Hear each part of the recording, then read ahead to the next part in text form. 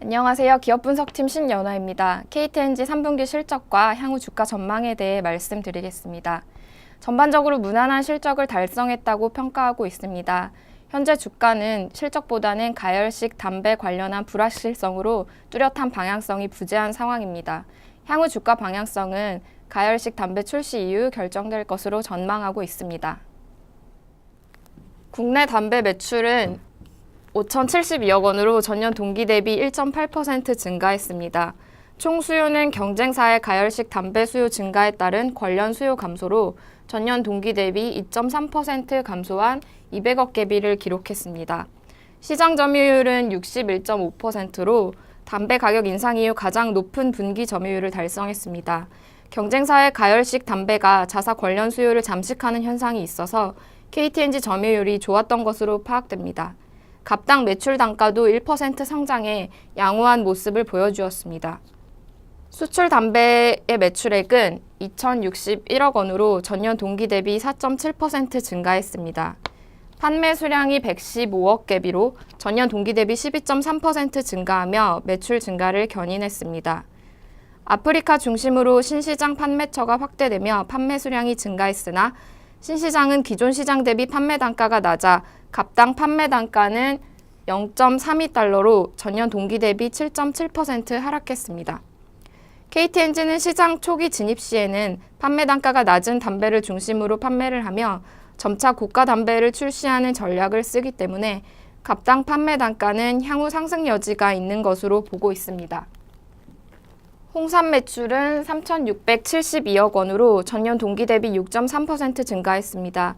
내수 매출이 전년 동기 대비 4.9% 증가했습니다. 에브리타임, 화해락 등 주력 제품들의 판매 호조가 지속되었고 추석 연휴 수요가 증가하며 매출이 증가했습니다.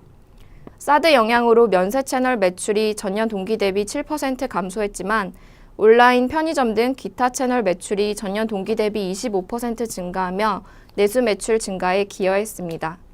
수출은 대만 등 중국 외 지역 매출이 증가하며 전년 동기 대비 38.4% 증가했습니다.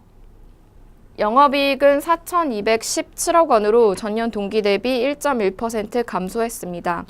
담배 부문에서 임금 인상분 소급 적용으로 인한 인건비 증가와 인도네시아 법인 자녀 지분 인수에 따른 수수료가 발생하며 판관비가 전년 동기 대비 11.5% 증가한 것이 원인입니다. 반면 홍삼 부문은 판관 비율이 전년 동기 35%에서 3분기 34%로 하락하며 영업이익이 12.2% 증가했습니다. 홍삼 부문은 광고 선전비 등 투자를 통한 성장 확대 기조를 지속할 것으로 예상하고 있지만 어느 정도 판관비 관리가 수반되고 있어 크게 우려할 부분은 아닌 것으로 판단하고 있습니다. 서두에 언급했듯이 현재 KTNG 주가는 내수 담배 시장의 불확실한 요인들로 인해 방향성 예측이 어려운 상황입니다. 가열식 담배 시장 전망을 할 수 있는 요건들이 아직 불확실해 당분간은 보수적인 접근이 필요해 보입니다. 필립 모리스가 지난 5월 출시한 가열식 담배 기기인 아이코스 그리고 스틱인 히츠가 3분기 국내 점유율 2.5%를 달성했다고 밝히면서 예상보다 국내 시장 침투율이 빠르다는 평가가 나오고 있습니다. 이에 KTNG도 시장 대응을 서두르며 12월 중으로 가열식 담배 기기인 릴과 스틱인 핏을 출시할 예정입니다. 10월 국회에서 가열식 담배에 과세되는 개별 소비세 인상안을 의결함에 따라 늦어도 12월에는 가열식 담배에 부과되는 세금이 인상될 것으로 보고 있습니다. 경쟁사들의 가격 전략에 변화가 있을 가능성이 있으며 KTNG도 이를 반영해 핏의 가격을 책정할 것으로 예상됩니다.